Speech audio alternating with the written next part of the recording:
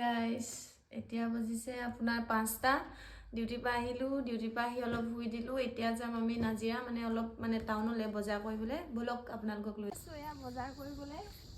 আহক আমাৰ পিছে পিছে যাওঁ এয়া আমি বজাৰ কৰি আহিলো এতিয়া আৰু ৰুমত গৈ দেখাম আহক কি কি আনিলো আপোনালোকক দেখাম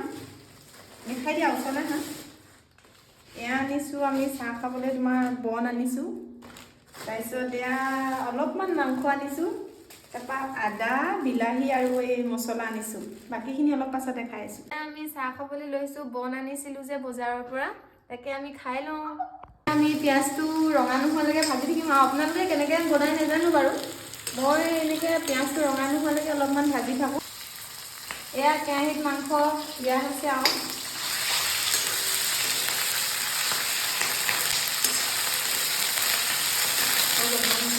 ইয়াতে অলপ পানী দি দিওঁ মানে এনেইতো ব্ৰইলাৰটো সিজিলেই কিন্তু আলুখিনি সিজিব লাগিব যে সেইকাৰণে মানে অলপ পানী দি পিনে পানীখিনি শুকুৱাই দিম আৰু তেতিয়া আলুটো সিজিব আৰু এইফালে বনি আছে দাইল বাকী আপোনালোকক খাব মই কম কেনেকুৱা হৈছে এতিয়া আমি খাম কেনেকুৱা হৈছে মই জনাম বাৰু খাই পিনে এনেইতো খাবলৈ ভালেই হ'ব লাগে